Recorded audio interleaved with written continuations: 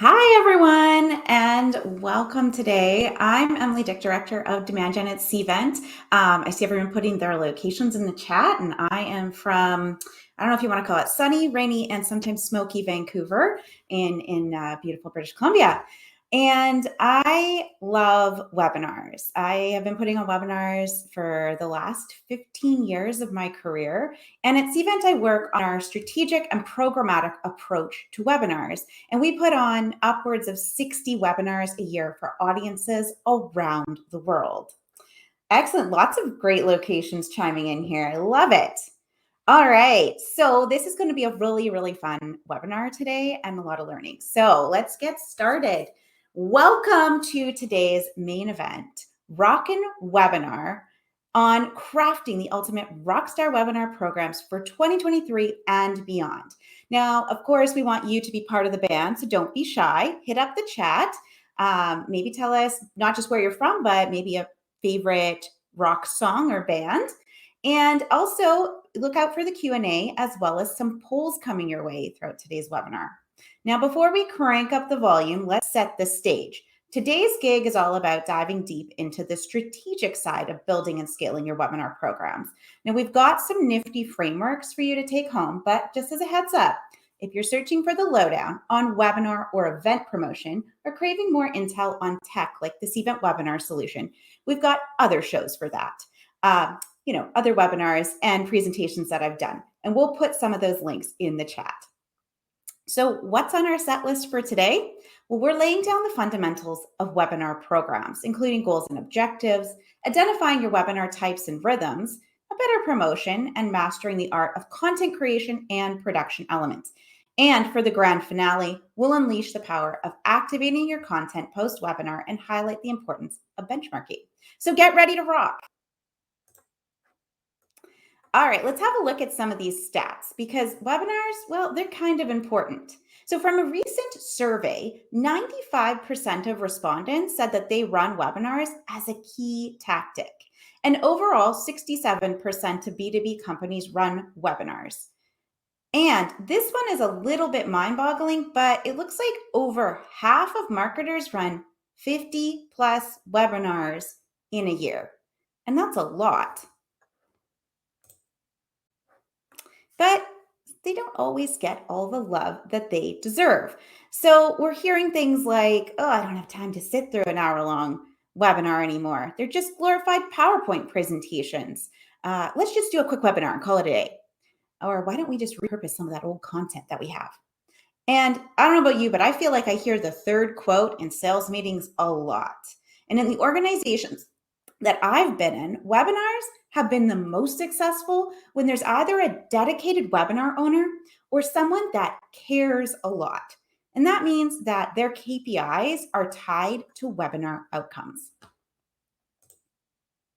So why are they so important? Well, here's some things. They're cost effective, they're scalable, they're global, and they're interactive. And maybe most importantly, they drive higher conversion rates due to their inherent nature of being engaging and extremely informative. So what are the benefits? Look, webinars are an effective way to generate new leads as they provide valuable content that attracts potential customers. Number two, webinars allow you to establish and nurture relationships with your audience, fostering trust and credibility.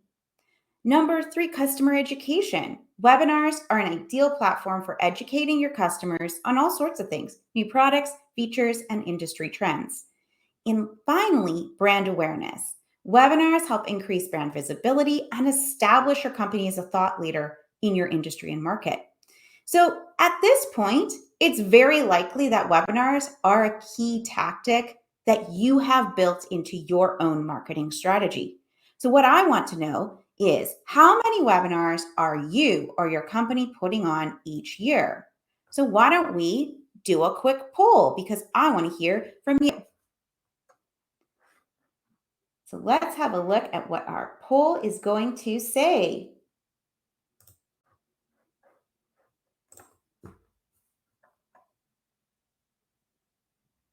There we go. It's coming in. Okay, so are you doing less than 10? Are you doing more than 100?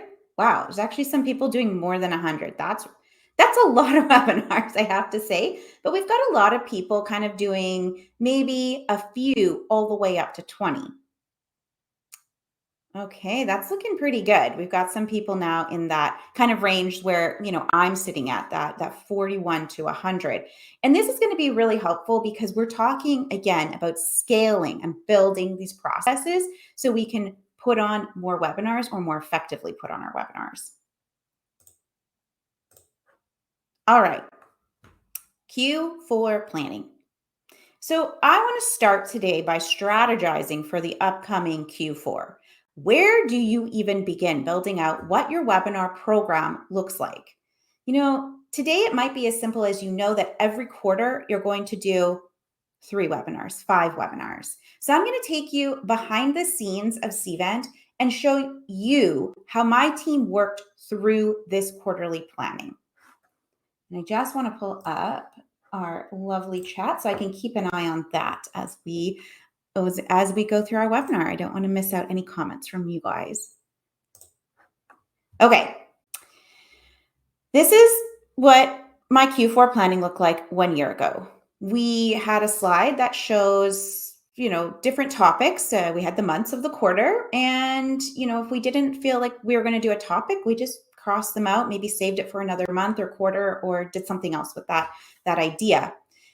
There were no goals, no campaign alignment, no business impact, literally just titles of potential webinars that we thought might work. So this was definitely falling a little flat. And this was only taking into account one type of webinar that we were putting on, which was like our marquee webinars, or what we would call maybe a brand awareness or lead generation style of webinar. And this began the webinar types conversation with my team because that process was honestly looking like the Nickelback of planning. And I feel like I can throw a little shade at Nickelback because I'm a local to Vancouver and they get a ton of love here. So it took me to this view. This was a really helpful view because we knew we had webinar types with different needs and that there were some basic things that I was looking at for my team. Things like webinar setup. Was it going to be single session or multi-session? How many regions, or were we doing replays? And we were also looking at frequency, production levels, even some of the tools we might be using, and the times of which we were having those webinars.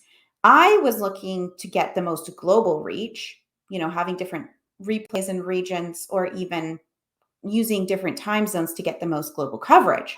Now, those needs would determine the effort, production value, how we drove registration, and the type of event build and program templates that we needed. So this was actually a really big step for our planning process.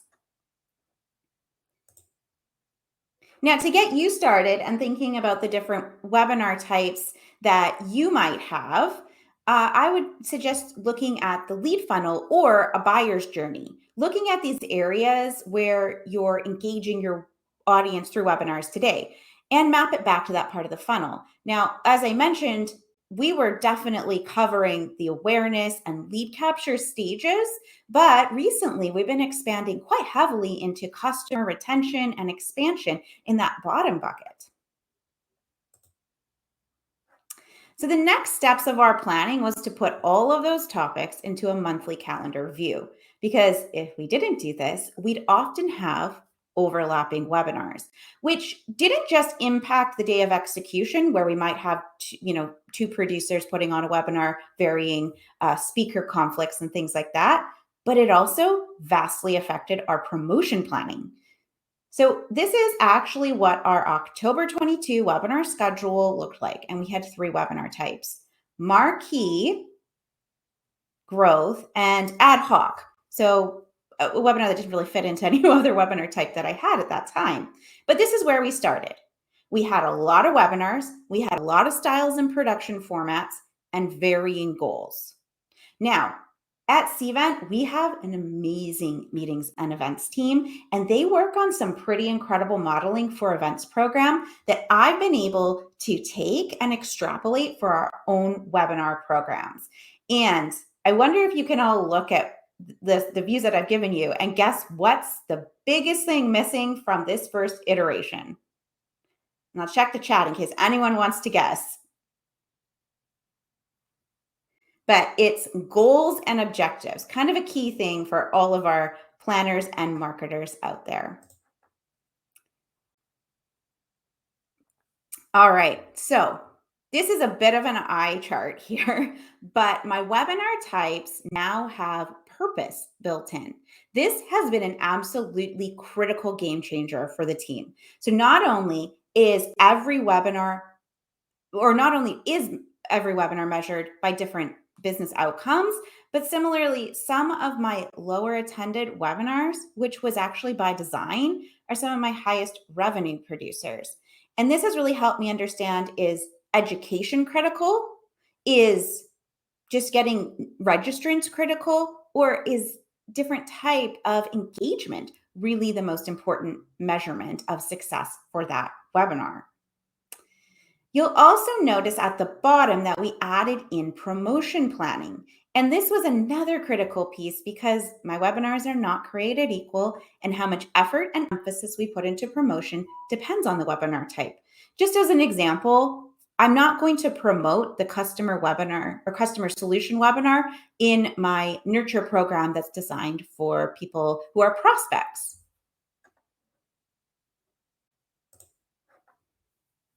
Now, the next big pain point that we had in our strategic planning was actually what topics to choose.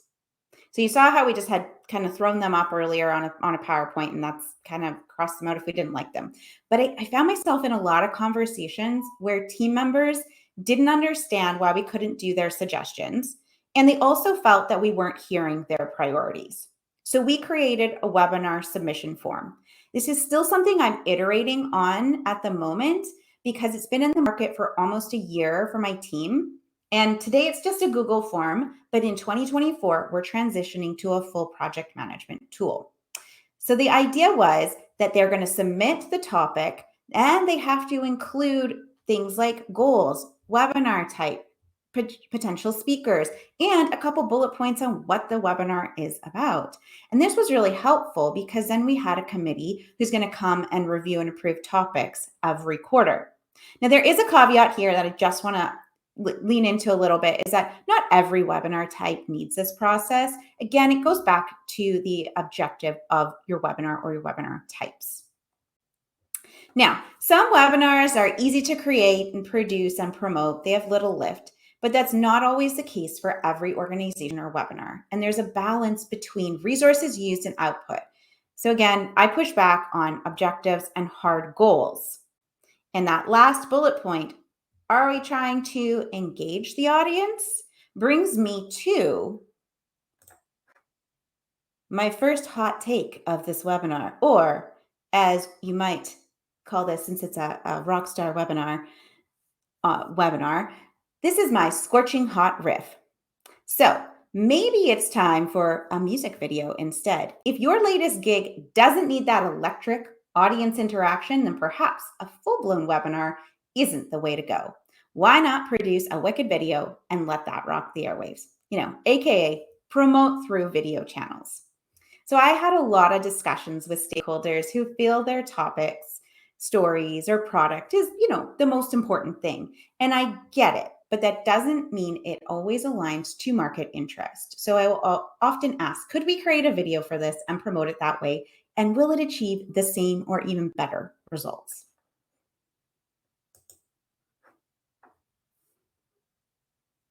Now, once we've completed that first vetting, I put that round of approved submissions into a table similar to this.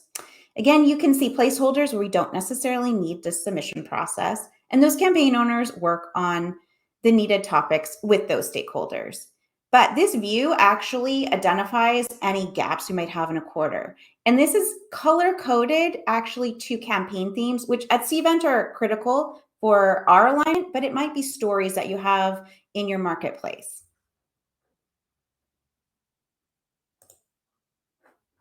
Now, let's talk about the right cadence for your webinar program. This is what I've been doing. I love to do quarterly planning. as it keeps us flexible on changing topics and industry trends. However, I do placeholder things on a yearly basis. Now, this is probably good in general, so you can resource plan, including things like resourcing for people and for any budget commitments that you might have. One of the things that makes webinars so cost effective and scalable is building repeatable templates. And I try to review all of these templates on a quarterly basis and bring out any major changes a couple times a year. Of course, that could be more frequent if it's important.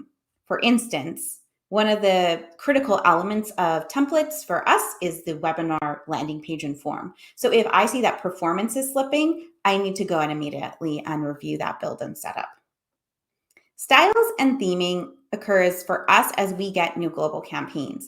And this is actually a fairly big impact for us because it affects more than just the webinars, and it needs to be a very thoughtful rollout. So if it's just colors and things like that you're updating, that's not a big deal. But when it's more of a brand approach that you're putting into market, you need to think about that holistically for your whole company. Now, execution. This is the day-to-day. This is where the team spends all their time. For us, we have 4 to 6 week lead time on webinars, and it's most critical for us to have that for our promotion planning more than anything.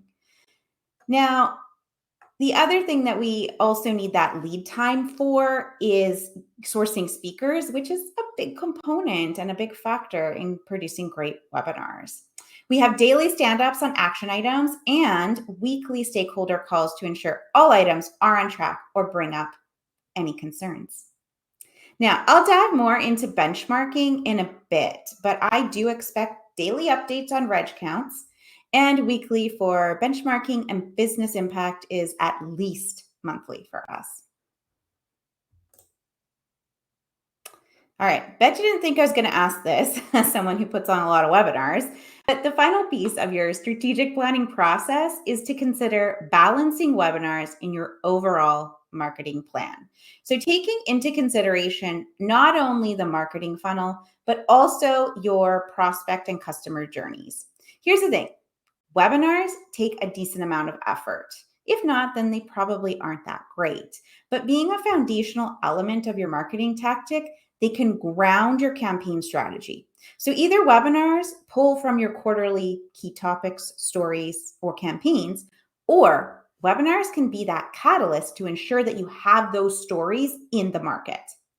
So beyond foundational lead generating webinars and core customer needs, I would encourage you to evaluate all those webinars and look at the frequency needs.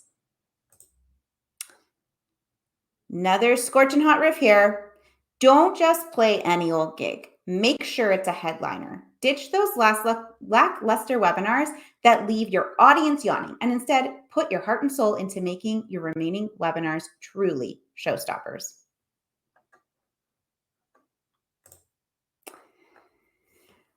Now, I love webinar and event promotion. As I've mentioned, I've done full webinars just on this topic. But when you're setting your pre-event promotion strategies, one of the things that I like to do is lay out all the tactics and channels kind of on the table and determine what makes the most sense for the audience that you're going after. And it's generally a mix of both inbound and outbound, because a diverse omni-channel plan leads to the most success. And yes, email is likely your number one channel for webinar registrations, just like it was for today's webinar. But, I wonder if you can guess what number 2 was. It is actually an interesting one. It's paid social, with 10% of registrations coming from that channel. So understanding how to best target your audience on the channels where they live is critical, which, might actually be LinkedIn. And I use all of our webinar types, goals, and target audiences to work out plug and play promotional plans. And this also helps me prioritize those different promotion plans. For example, my sales team can really only handle promoting a few webinars at a time. They probably won't be able to kind of download all 16 upcoming webinars that we have over the next 2 months.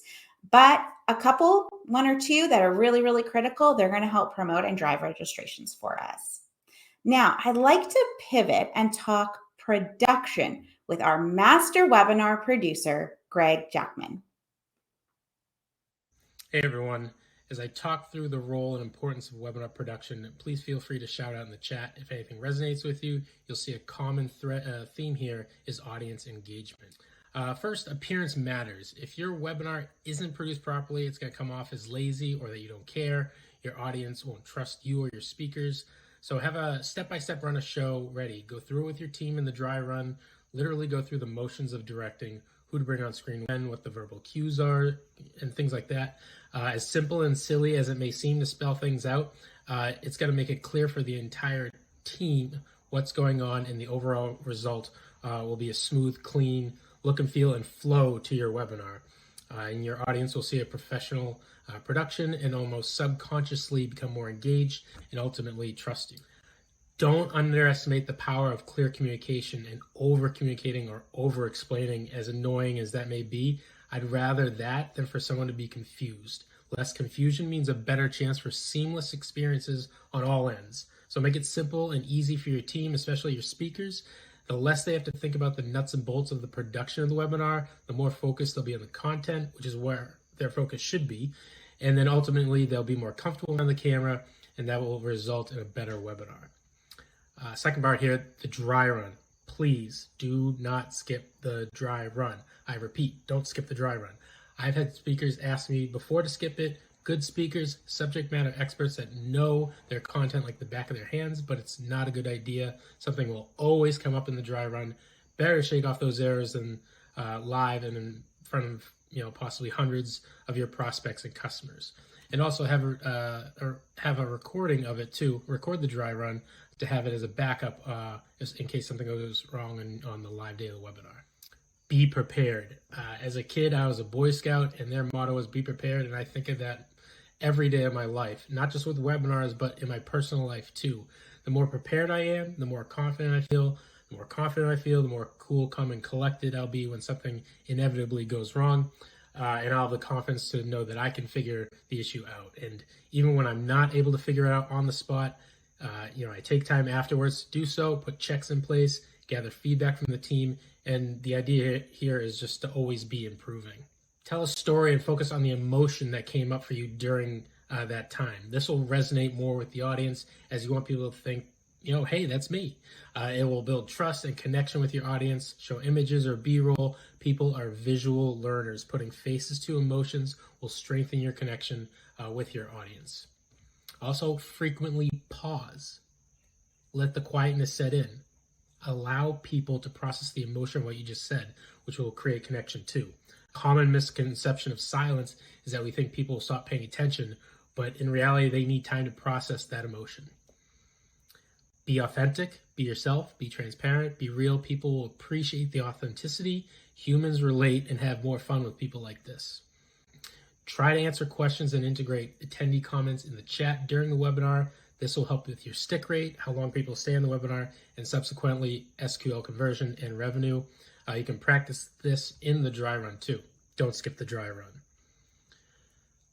Always address the names of people who ask the question. Just think of how you feel when you hear your name. You instinctively perk up and boom, you're paying attention and you're engaged. Also make a habit of verbally repeating the most important points. Literally say them twice. Don't skip dry run. With limited attention spans and people multitasking, this will force them to pause, listen, and become more engaged. Come up with an icebreaker game for the speakers to play with the intention of emotionally connecting with the audience. But be careful it doesn't overtake the webinar. We made the mistake once of playing 2 truths and 1 lie with the speakers off the top of one of our webinars. It went on for way too long, and people let us know they weren't happy. So just learn from your mistakes. Personally, I think an interactive points-driven game woven perfectly into a webinar with winners announced at the end is one of the best type of engagement tools. Just make sure you don't make the prize so good that people are just coming for that. A fun theme goes a long way for engagement too. As silly as it may seem, sometimes the sillier the theme, the more likely your audience will remember your webinar.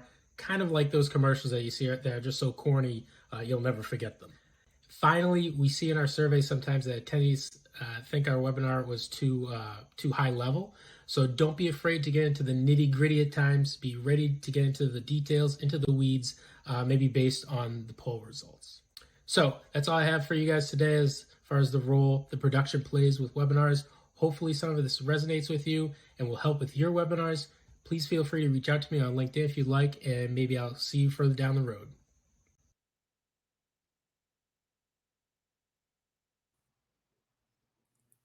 Oh, that was so good. Just a little fun fact. In yesterday's dry run, which of course we absolutely did, this slide had some random text on it. So do your dry runs. I agree. Great content is an absolute make or break for your webinar. Now, if I was giving a how-to tutorial style video, I'd probably be, very scripted and to the point. But today I wanted to also balance, hopefully entertaining my audience. And that's why we brought in this sweet theme and a few memes. Now, I have a question in the chat from Shalini. How can you increase engagement in webinar? So here's one of the things I'm hearing more and more and more that webinars, first of all, that they're a little too high level for a lot of practitioners. So again, pay attention to how in depth you should go with your content, but then be ready to pivot based on the interactions in the chat and trying out an audience poll. So let's do another poll right now to increase our engagement. I want to hear from you guys. Do you utilize webinar content in other marketing channels? Maybe not. Maybe you do send out the recording, or maybe you're using all of your webinar content all over the place in the different areas that you're marketing, like your blog, or you create an ebook, or you do some video clips. I'd love to hear what you guys are doing. And also, just on like a little side note, I see in the chat also on the pausing, and I will say as a speaker, that is hard to do. Excellent. Okay, I'm super glad to see that it's at least B and C, because we're going to take a little bit of a pivot here. I've got another expert lined up to chat with you guys, talking post-webinar activations with our content creation queen, Victoria. So, you've just finished your webinar. Congratulations! But what do you do with all of that great webinar content? You can't just let it go to waste. Here are a few ways to repurpose your webinar content effectively. Number 1, turn your webinar into a blog post or series. A blog is a fantastic way to expand on the key themes from your webinar. So, take the transcript and add more information to support your points. This could include key quotes and stats, or you could use audience questions and poll responses as inspiration for your next set of blog posts. And, as an added bonus, embed your webinar recording into the blog post. When done right, this could really boost your SEO efforts. Number 2, share the best clips on social media. Let's face it, who isn't on social media these days? People want to consume snackable, bite-sized pieces of video content. So, take the best bits from your webinar and share them across your social media platforms. Don't forget to add subtitles for accessibility. Number 3, create an infographic. If your webinar included lots of stats and data, then infographics are a great way to represent this visually. You can also distribute your infographic across different channels for added reach. Number 4, turn it into a podcast episode. If your company hosts a podcast, take audio from the webinar and turn it into another episode. Or you could interview your webinar guests on the same topic, but with a deeper focus. This format makes it easy for people to listen on the go. Plus, it means you already have a bank of podcast episode ideas at your fingertips. Don't forget to use show notes and transcripts to make it easy for listeners to access additional resources related to the content. Number 5, write an ebook. Who says that ebooks are dead? They are still effective if they offer real value for your audience. Combine your webinar content with research, data, and unique insights to create an ebook that addresses your audience's challenges.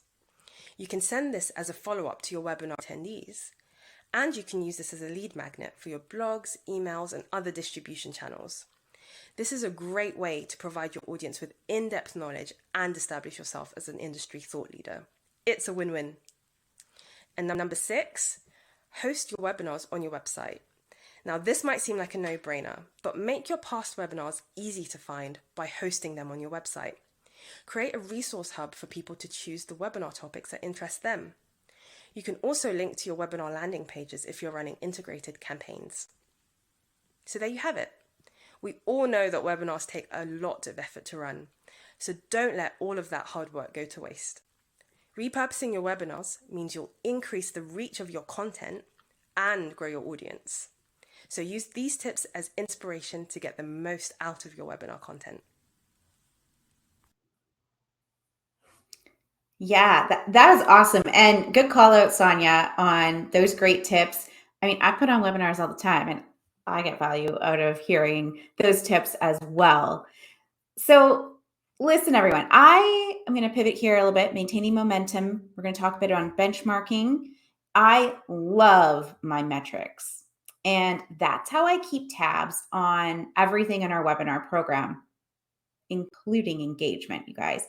So here's what I've been working on with some benchmarks. So first of all, I'm just going to talk a little bit about all the buying signals that you have in your webinars. So remember, we use them for lead generation. They're great at converting. They're a great conversion tactic into your sales funnel.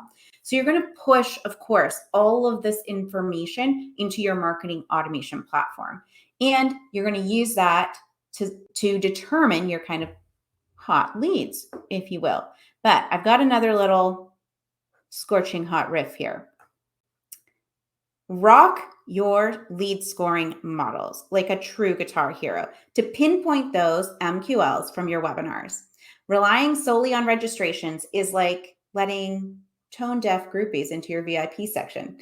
You're inviting low quality into your pipeline, basically. Now, remember, not all webinars are destined to produce MQLs, just like not every gig is meant to chop the charts. So tune up your lead scoring and jam like a rock star.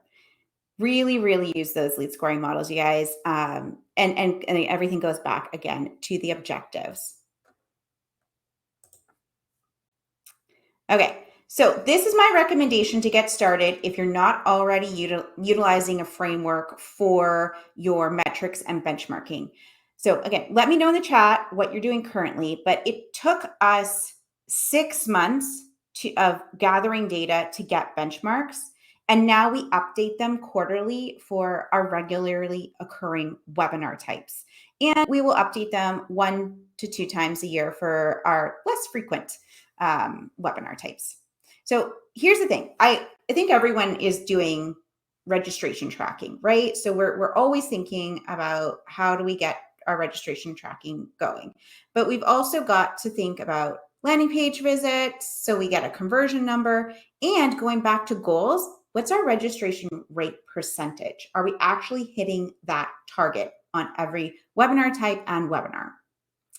The next piece that we've got here is engagement. So these are just some of the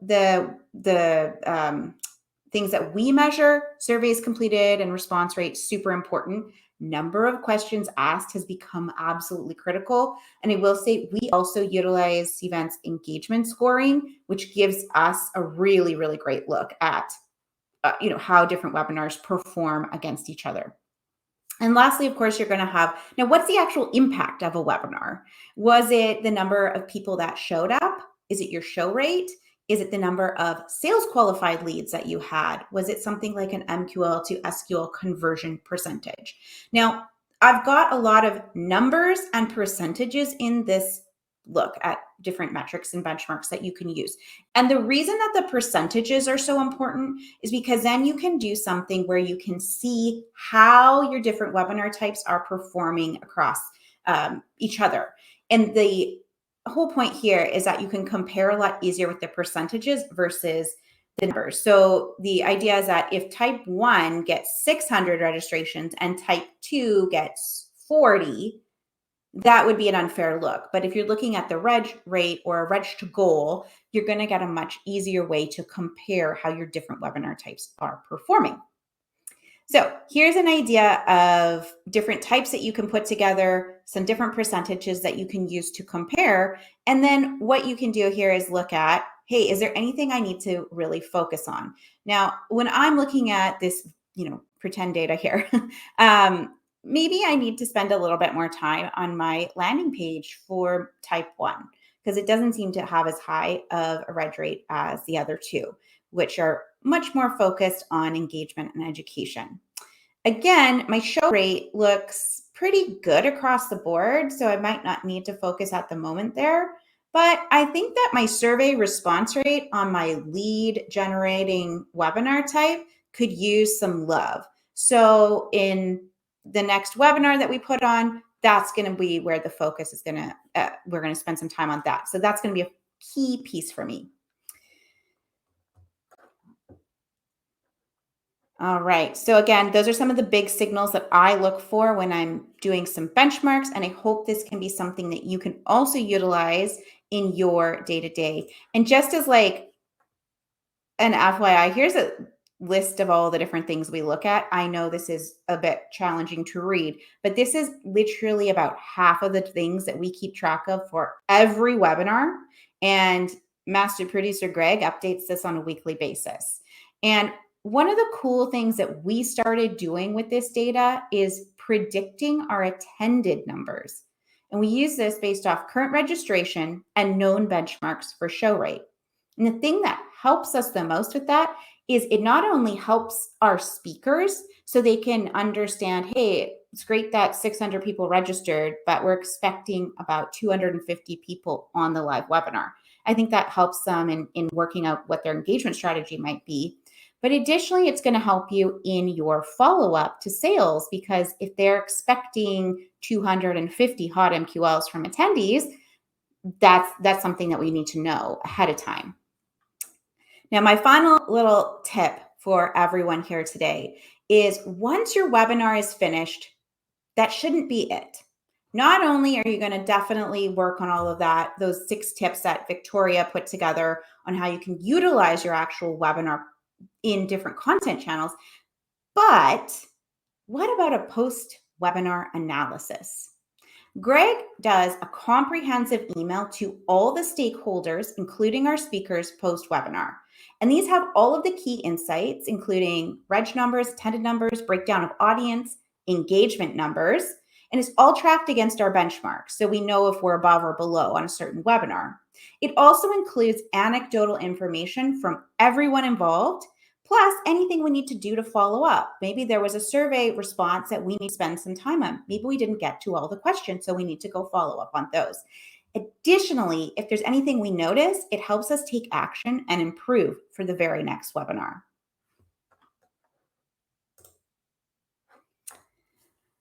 All right, all you webinar rock stars, let's end this webinar on a funky note before we get into all of the questions and answers, or questions that have been coming in.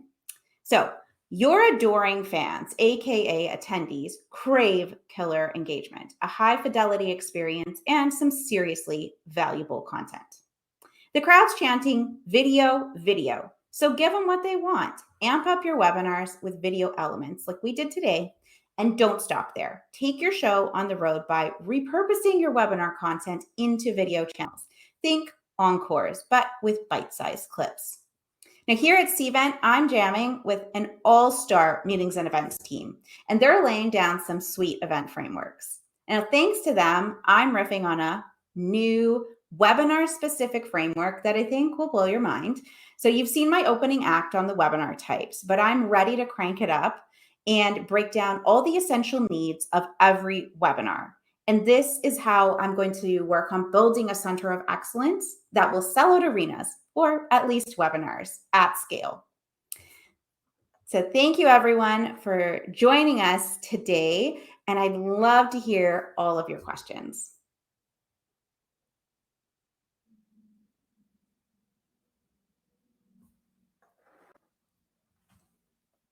I was laughing at Trevor's comments on sales wanting SQLs regardless of type. Yeah, sales would definitely want that. It's I agree. Okay, let me have a quick look at some of the questions that are coming in. So we've got,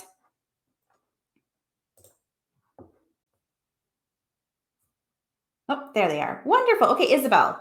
I'm a one-woman event marketing team and often find myself too busy to put as much effort into webinars. What do you recommend to make building content easy?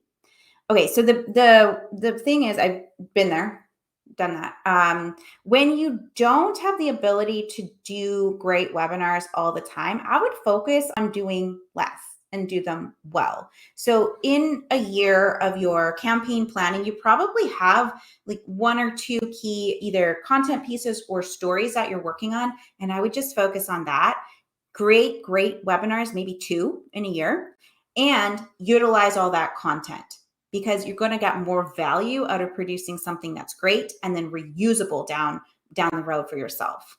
The other thing that I've also done, I will say, is I've utilized putting on my webinars in a like a partner or a content syndication channel. Sometimes they help with content, so that can be another option when you are really strapped. They have the producers, so you don't have to do all that. They'll put help you with some slides and things like that. So that's another area where it takes up a little bit of a different style of budget, but really helpful for content. All right. How can you increase engagement in a webinar? So I think one of the most important, one of the biggest things that I've seen is that live webinars make the difference. So that's the biggest element that I can tell you guys on utilizing or increasing your engagement is making it live, showing your audience that it's live and interacting with them. As Greg called out, you can mention people's names in the chat. You can mention people's names in the Q&A. That's one of the greatest ways to get them involved. I mean, we did some polls today. I saw a lot of engagement in the chat, and we're seeing lots of engagement in Q&A. So those are some of the areas where you can do a really great job. And I know not everything can be live. So see if you can still have engagement in your chat when you are doing like a replay or a simu live style recording.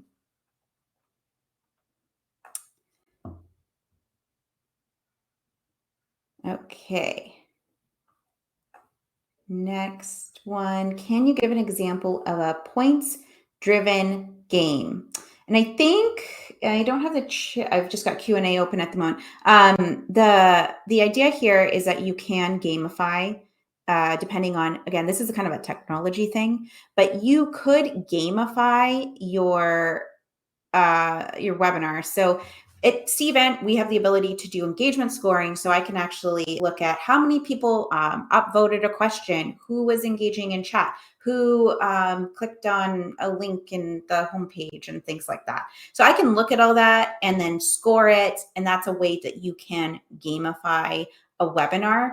I mean, another thing that you could do if you don't have engagement scoring is maybe before your webinar, you have you want them to go watch a video, fill out their name on, I don't know, like a Google form so you can track it or whatever mechanism you might have for a form, and then they get a prize for doing that. So maybe that's another way that you could gamify and have further engagement.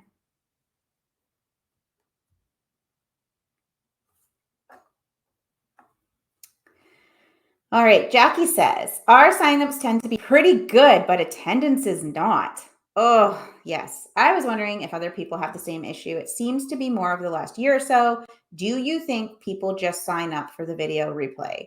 Okay, so my first question would be, are you able to track the people that you send the video replay or recording to? And are they actually watching that? Now, we get awesome engagement of our webinars, believe it or not, in our YouTube channel and in our nurture streams. We get less people signing up for webinars on demand through our website, for instance. So I think that is something that's important to understand. So that's the first thing, because sometimes it is worth putting on the content so people can watch it on their own time. Okay.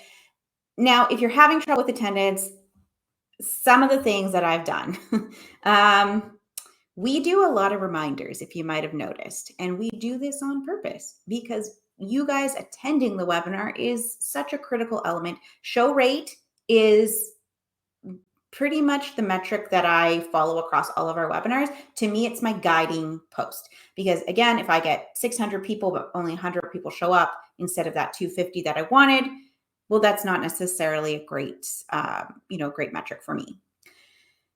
So again, lots of reminders. I'm going to throw it out there. You guys might have noticed that we did one 5 minutes after the start of the webinar. That has helped increase our show rates, ensuring that all the links are in your calendar holds, making it really easy for people to download and put the webinar on their calendar is also super critical.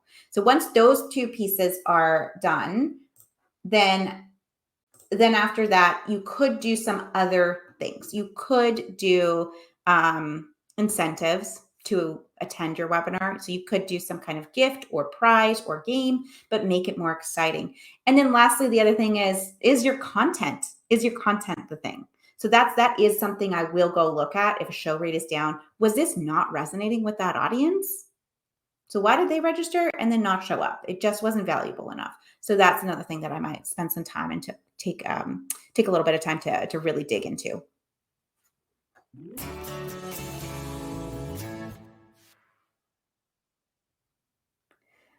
All right. Do you have any suggestions for planning and executing webinars when you're a solopreneur and have no team? I think this is a little bit similar to that other question that we had, and it's a really, really, really good point on sometimes you have to rely on, your partners or agencies to help you produce those webinars. And again, focus on what are the actual key themes that you're going to be doing in that either quarter or year that are super critical that you can put on a really great webinar for. Maybe you have a really great customer success team. I often find that that's a really great place to find speakers, or what I've always done, ask your sales team to help you. They love chatting, generally being on camera. So there's probably a salesperson too who could spend the time to put on a great webinar with you.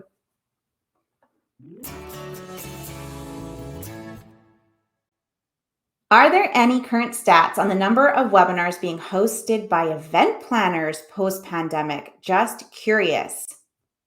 I am looking in my chat to see. I don't have any stats on that. Hosted by event planners post-pandemic. That's a really good number. It sounds like something that we should definitely look into. It's interesting. Anyone that I've talked to, it's not slowing down, and there's lots of interest in webinars. So just interesting that we should have more stats on this. Absolutely. So stay tuned as we kind of gather that information.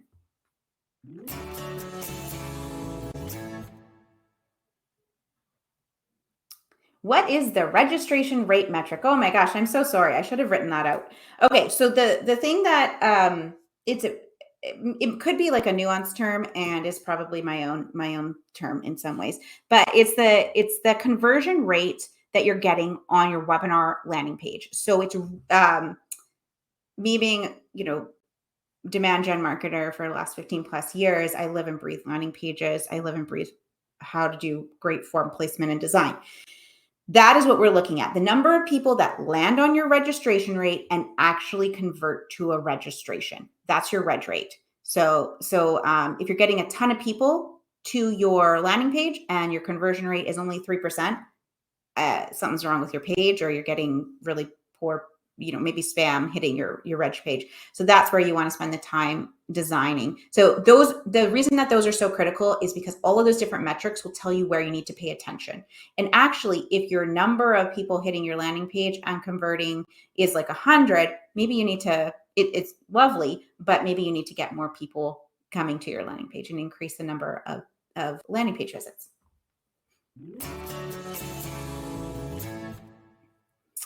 Rachel Jones, sorry, what is MQL and SQL in the benchmarks? Again, my bad for not spelling that out. I should have. That's what my VP always tells me, spell out the acronyms. Okay, marketing qualified lead, sales qualified lead. These terms just are whatever the definition that you design in your marketing funnel on what it means to get into those different stages. And sometimes a marketing qualified lead means that they attended a webinar and had a, a baseline of demographic information like the right company or the right title. So that might be what an MQL is, or a marketing qualified lead is in your definition. And then a sales qualified lead for most companies means that sales has spent a little bit of time saying, yes, this is a lead I accept.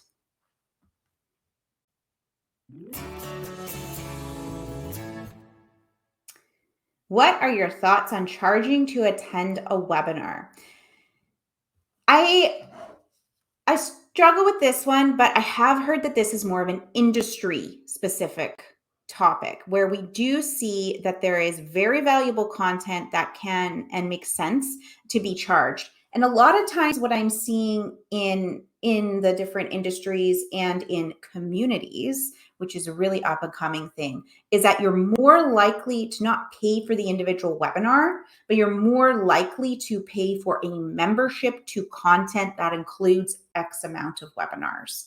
And that content is often really valuable. The other thing that I have often seen for membership, community, or paid webinars is there's more interaction in the sense of it's more of a two-way conversation. So this webinar we did kind of, we have our interaction through our engagement panels. It's, a little bit more spent on the speaker production. What if we also had our audience have the ability to, instead of submitting questions, just come off mute and show your face and say hi and interact? So that's the style of webinar that also I'm seeing is in that paid price point.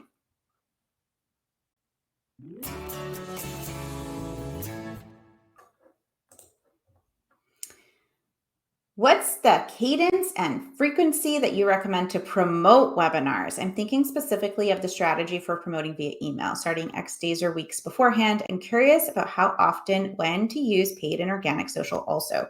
Okay, I would say that email promotions are in every single webinar type that I produce. Absolutely. For our planning process, we have to have content done 4 weeks in advance. That's what works best for us so that we ensure that we have great emails and that they're going to get sent to the right audience. Again, depends on your organization and how quickly your team can get that together. So 4 weeks seems reasonable. If I hesitate if you need to launch webinars any more than a month in advance for promotion and how many people really sign up that far in advance. I haven't seen that particularly for like my audiences that I've promoted to, but again, maybe your audiences are a little bit different. So I would say, again, kind of the 4-week time frame for email.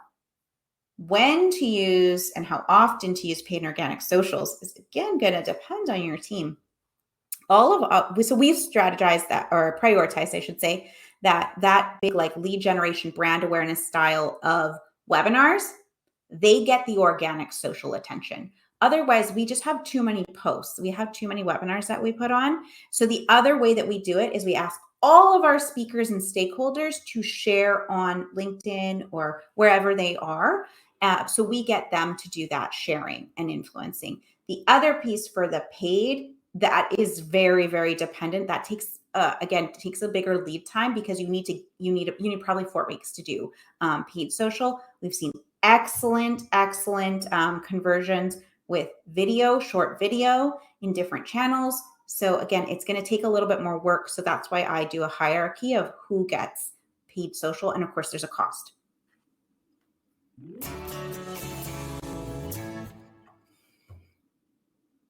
Sonia says, your AV is great with no or limited shadows. Would you mind sharing with us the placement of your lighting? So super funny story, you guys. I moved last Friday into my new office and I spent all week fixing my lighting because I have a window next to me, but our blinds don't come for another month. And so I put up temporary blinds and I've got turned off the lights above and I have 2 lights coming on either side. So hitting me on either side. So I guess it's a little bit more even instead of just one side of my face.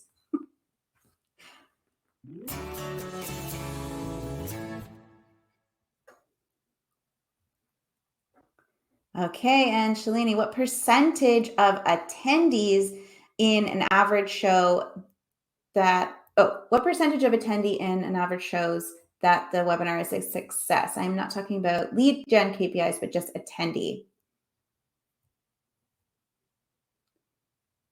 Okay, so attendees, number of attendees. So we do this by webinar type. I look at, of course, we look at show rate, which is for us the most important. But I probably wouldn't be super happy if I only had 20 people register for a webinar, 50% show rate, 10 show up. So of course we look at numbers as well. But anything for us, anything below 30 is way too low. And we're always looking to get closer to 50% on our show rate.